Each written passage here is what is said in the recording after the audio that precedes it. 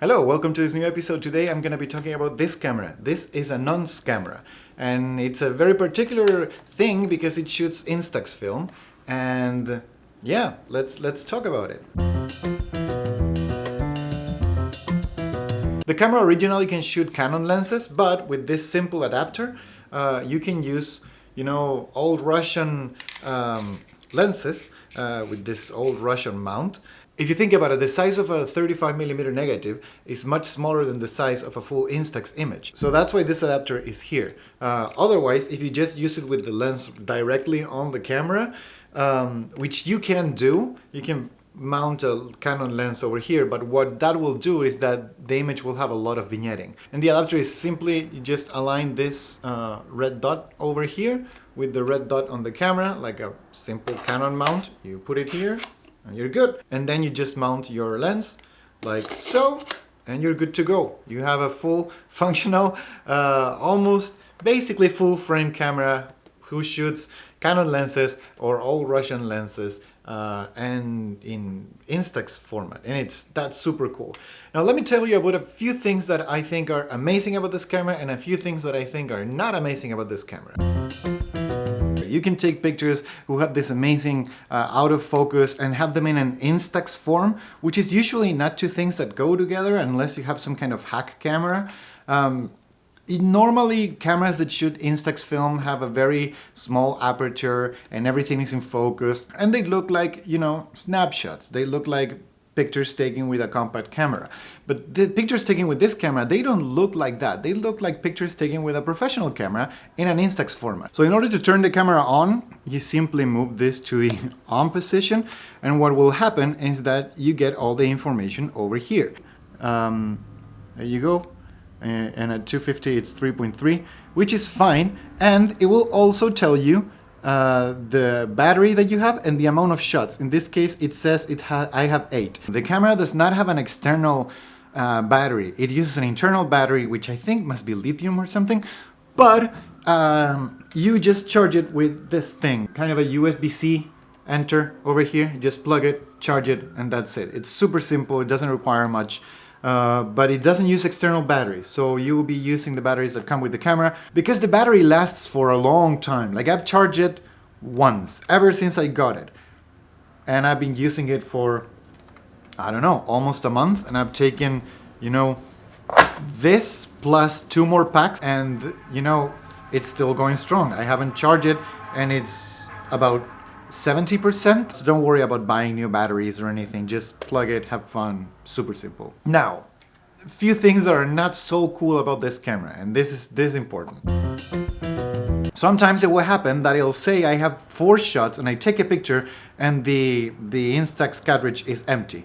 And I'll be like, oh, I thought I have 4, and then I'll try, and every time I press and it makes the sound of taking the image out, it will go like one less. But sometimes the cartridge is empty, and I'm like, oh man, you tricked me. In one occasion, I took a picture and I tried to take the image out, and then it will not go out once, it will not go out twice, and with 3, 4, and then by the 5th time, the image will go out. And I'm like, oh, finally, man, I thought the cartridge was dead, but it was a new pack. Like, what happened? And then the counter will be like all messed up because the camera thought I had just taken 5 shots. So that might happen. Don't trust too much this information. It seems more useful than what it actually is. The light meter, even though it works, is not accurate at all. I've discovered that the dynamic range of the Instax film is not very big. So if you underexpose or overexpose, the image doesn't look great. It can hold a little bit more on the overexposure side, but if you underexpose, it becomes dark, and then you can't take a picture. So what I've discovered is when I take pictures, I've taken some pictures on the interior. Like, I took some pictures inside, my apartment or a friend's house, and the light meter will say, oh yeah, if you shoot at f2, just shoot for 1/30th of a second, then it should be fine. But then when the image comes out, it's dark. It doesn't work as it should. So that's a bummer. The other thing that I'm not a big fan of is that the camera has a latency. So between you press the shutter and the image comes out, there's a few movements that the camera does that make this camera basically unable to take street photography.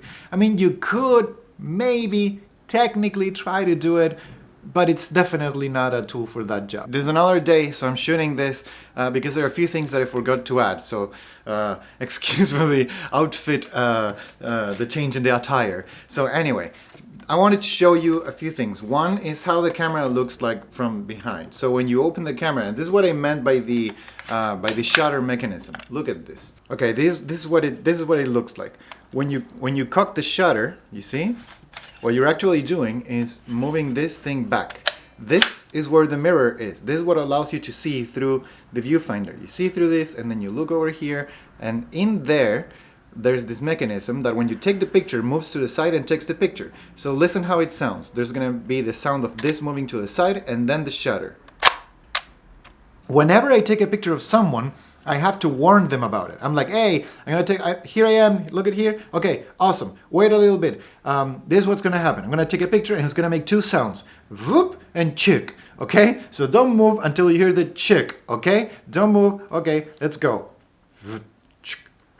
Oh yeah, says the other person. It really does make two noises. That's weird. Why? And then I have to explain. Because the mechanism, it's a small chat, like a small talk that happens, which is, it's okay, it's fun, I can do it. But if you're taking pictures of people on the street and somebody's passing by and just take a picture, you'll need to account for that latency. And usually in street photography, what matters is like the moment, like just that precise second or like fraction of a second. You can take street photography with this, but it must be street photography that is still. So people sitting there or just composing big images where movement is not the main subject. And the other thing I wanted to talk about was the viewfinder, which is very important. I don't know why I didn't mention it before. But the viewfinder on this camera is terrible. So that's the biggest downside of the camera, I would say. So I can deal with the delay. Like if I'm not gonna be taking pictures on the street or like be super precise with the timings, that's fine. I can deal with that. But the viewfinder is really hard. It's not impossibly hard, but the thing is, you don't really know when you are in focus and not. It's almost impossible to tell. It's a guessing game. There's a point in the viewfinder in which things seem to be in focus.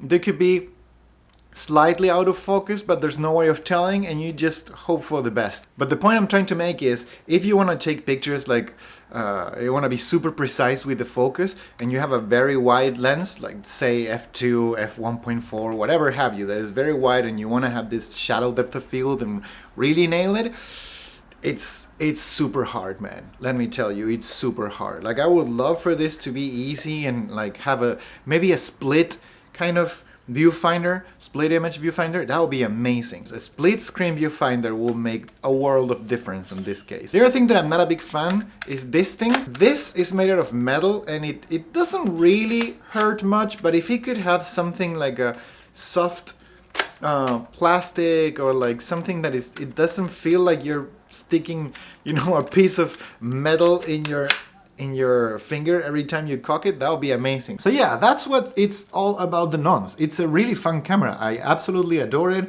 and it has revived my interest on Instax film. So not counting the images I've given to my friends, these are the pictures I've taken with the Instax. These images are really cool, and it's a nice way of having, you know, a physical, tangible thing of the medium you enjoy so much. And it's not just a negative that nobody can see, or an image on the computer, which is fine, but you can only post on Instagram or whatever. So this is like a physical thing that when you take a picture, your friends can see themselves and like, oh, that's nice, thank you so much. It's a very nice communication factor. Now I've taken a picture and I'm gonna, you know, eject this. To eject this, you just press the button over here that you see. Yeah, you press this one and the image will come out.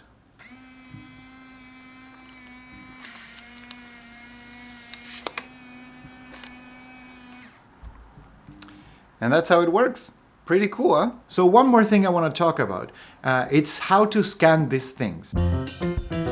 So I've talked about my friend Ethan Moses a bunch of times on the channel because he makes cameras and makes a bunch of weird things, like a mad scientist. And he recently, oh not super recently, but he made this. This is, well, Camera Dactyl is his brand, right? And he partnered with the Brooklyn Film Camera Club, which is like the Brooklyn Film Camera store, or the Brooklyn Film Camera, which is here in Brooklyn. And he made this. This is for scanning your Instax film. Because when you simply put this on top of your scanner, they will have Newton rings. Like, that's unavoidable. I tried that in an episode. I scanned some pictures that I took with the Lomo LCA wide in New York, and I was like, oh, this is cool, but why do I get Newton rings? Like, what's up with that? How can I resolve that situation? This is such a predicament. And yeah, that's what Ethan does. Like, that's what Ethan's product does. Like, you put this with a little bit of tape, and then you just place it on your scanner, and it will not have any Newton rings, and it should work as a charm. So this is what I use for scanning all the pictures that you see. And yeah, like, if you're interested in the NONS, I will say probably what you need is the NONS, some packs of film, and one of these things so you can scan your images. Would I recommend this camera? That's always a question. And here's the thing. If you want to use this camera for street photography, no. I wouldn't use it for street photography at all. It seems like the latency between when you press the shutter and when the shutter actually fires is too big for street photography, so it's not worth it. But if you're gonna use it as a fun camera to bring along with you, go to your friend's house, take pictures of your friends, and just whenever there's some kind of meeting at the park or your friends are having fun and you wanna just treasure those moments, I think it's very nice and you can definitely bring it. I have brought this to now 3 birthday parties, and I have taken pictures of my friends on the birthday party, or like a big image of everybody, and then just give it to the person whose birthday we're celebrating. It's like, hey, there you go, for you to remember this day. And they're so happy about it, and they put it on their fridge, and it's like a nice gift to give. So this is, I think, a very social camera, because it forces you to explain the 2 sounds of the shutter, but also because it just produces beautiful objects that come out of it, and you're like, hey, there you go, thank you so much, I appreciate you, it's like this little gift that I'm giving you, and it's nice. Besides, you can find Instax packs online on eBay or Amazon. They're not extremely expensive, so it's a fun camera. There's a few things that I'm not really happy about. The other thing is that it has some vignetting, so if I use my 28mm lens, my Canon 28mm, it will vignette, so that's not good. And the other thing that happens with Canon lenses is that since the Canon lenses that I have autofocus, well, you can't use the autofocus, but that's not all. You can't control the shutter, so you can't close the lens. It will remain open unless you grab your lens, put it in another camera, use the camera to close the lens, then remove the lens with the blades closed, and then place it on this camera so you can take a picture with a smaller aperture. But that's a lot of movement for simply, closing a little bit the aperture. So it will be amazing if you can control the aperture with the camera, but you can't. So in reality, my suggestion is, unless you have an amazing Canon lens that you really, really, really want to use, like a 50mm 1.2 or something, then you're like, oh, I love this lens, I want to take pictures with this particular lens. Unless that's your case, I wouldn't bother with Canon lenses. I would just go for these old Russian ones. And in fact, they ship the camera with one of these Russian lenses. They ship it with this one from the NONS, and it's a 50mm 1.8. So I have this 50mm 1.8 that comes with the camera in the pack that it was given to me, because they sent me this copy for review, so I didn't pay for it, like full transparency, obviously. So depends what you want to do. For portraits, fully recommended, beautiful camera. For everything else, I don't know, maybe architecture. Architecture and portraits, that's your thing. If that's your thing, welcome to your new favorite camera. If that's not your thing, then maybe you should rethink what you want to do with this camera. Some friends have seen me using it, and they are saying like, oh man, this camera is so cool, I want to have one. So I mean, take their word for it. I like it. I'm gonna keep it. I'm gonna use it. I'm gonna keep using it and buy more Instax film. I don't know. It's such a social thing that is cool to have. So yeah, those are my impressions. I hope you enjoyed the pictures. I hope you enjoyed the episode. It's been a very talkative episode. They're coming for me. As always, remember, I have scenes for sale. I have a scene from my time in Tokyo, I have scenes from my time in Santiago de Chile, and I have a scene from my time in London and Hastings. These 3 scenes are for sale on my store. I'm shipping to the US. Europe right now, it's kind of messed up. Like, they're charging so much for shipping over there. I can't ship to Australia. COVID, man, has been destroying the shipping business for small stores. But hey, if you're in the US, you know, you can get these things. They're cool. I like them. My friends like them. My mom says she's proud of me. Okay, that's it. Thank you so much for watching. I'll see you super soon. Take care. Mwah. Bye.